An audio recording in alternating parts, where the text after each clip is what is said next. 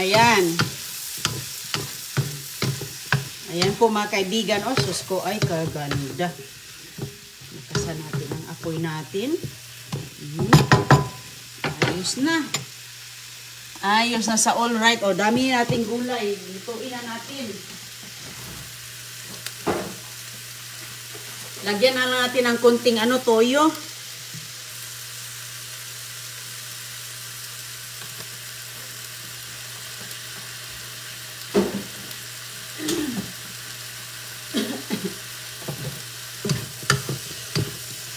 Toyo, paminta.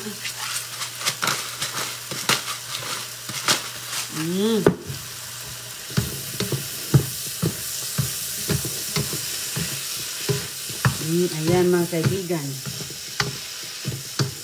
Tapos mag-insaladang pipino tayo.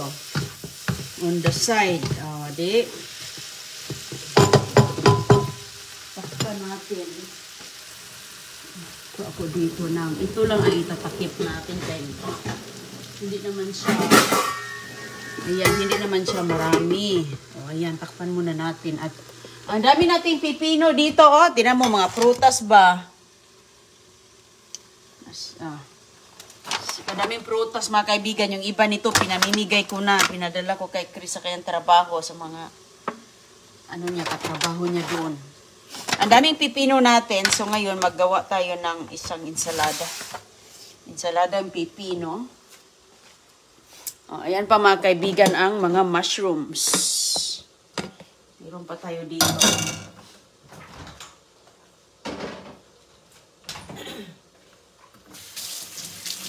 Lagyan natin ito ng suka. Okay na po.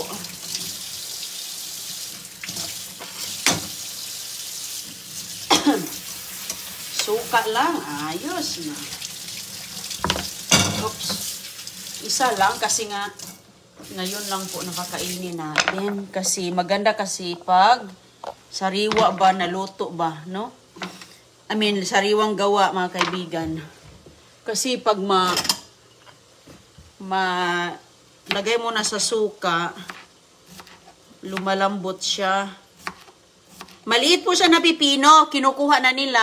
Oh. Wala pang ang mga buto yan. Oh, yan lang po, lagyan natin ng suka. Ayos na po.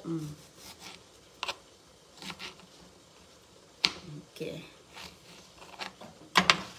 O, diba? Tamang-tama lang yung isa, oh.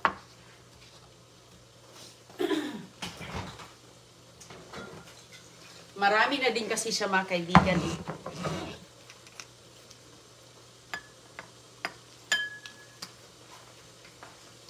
Okay, at tayo magkain.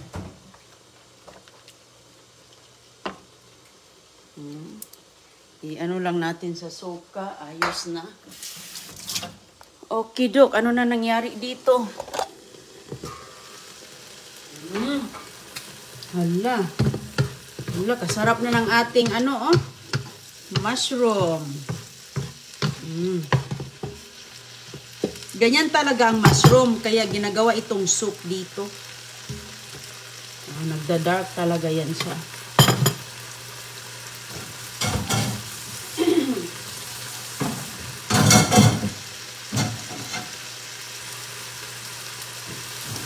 Minsan lang din tayo makakuha ng ganyan, eh.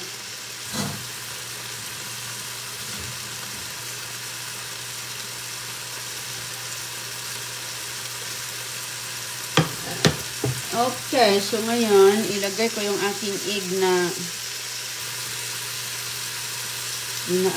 kaso lang medyo na nga may mga itim-itim.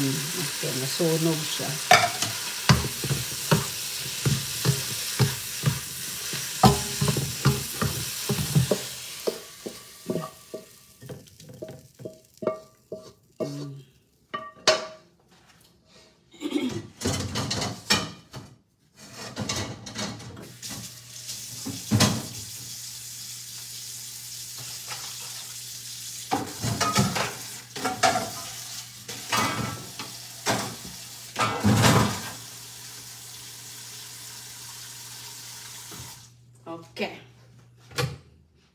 Ayan mga kaibigan, at mayroon po tayong kaning, ito'y kasi yung ano ko. Dito kanina yung kanin ng mais. Oh. Lagyan natin ng kaning mais. Okay na yan po. Tapos kamayan.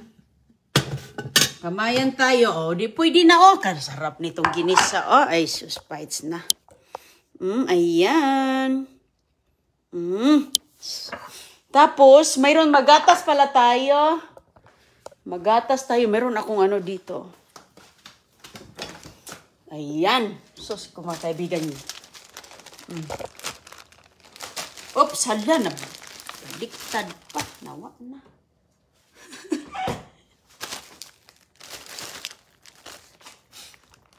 Naka-plastic naman siya.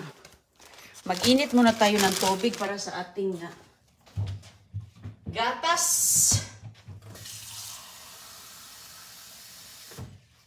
Gatas na Bear Brand. Mahal tong Bear Brand na to, no? Mahal to mga kaibigan.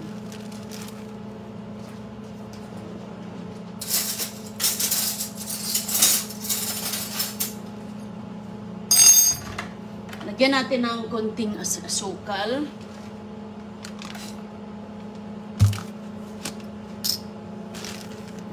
Gatas. Gatas po. Hilus sa inyo.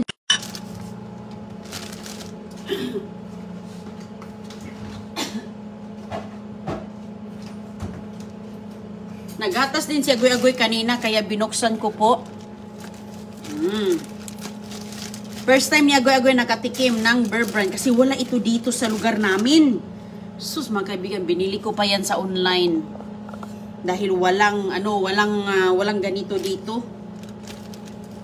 At walang yung Pilipino tindahan dito, wala silang ganito eh. So, ayan, nakabili tayo. Nilagay ko sa plastic na tumba. Lagyan natin ng konting gatas yung ating ininit. Init na ba ito? Hindi pa. Ayan po, may nakapag Bear Brand tayo. Ang dami talaga mga kaibigan dito, mga natin, mga patatas. Oh, laki-laki ng patatas nila, oh. Walang problema yan, hugas lang, nabukas lang yung bag niya. Ayan, oh. Ang laki-laki ay daho potatoes to, oh. Masarap yan siya kahit anong luto mong gusto mo dyan. Kahit anong luto, sus ko. Lalo na pag minudo.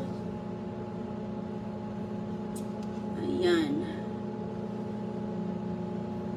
Okay. Nag-init muna ako ng tubig po. Okay.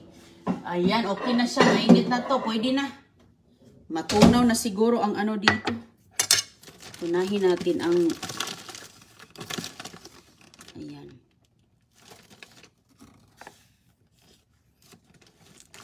Ayan, di matunaw na siya. Ayan, sa buong ilang years na. Ilang years na ba? Lagyan natin ng kalahating asukal. So, siguro 15 years na. Ngayon lang ako nakatikim ulit ng Bear Brand. Grabe. Grabe katagal na mga kaibigan. 15 years na pala. Wala kasi yan dito. At saka, ayan, patikim ko kay Agoy-Agoy kanina. Yan yung kanyang gatas kaninang umaga. Tikman natin. Anong lasa ng Bear Brand?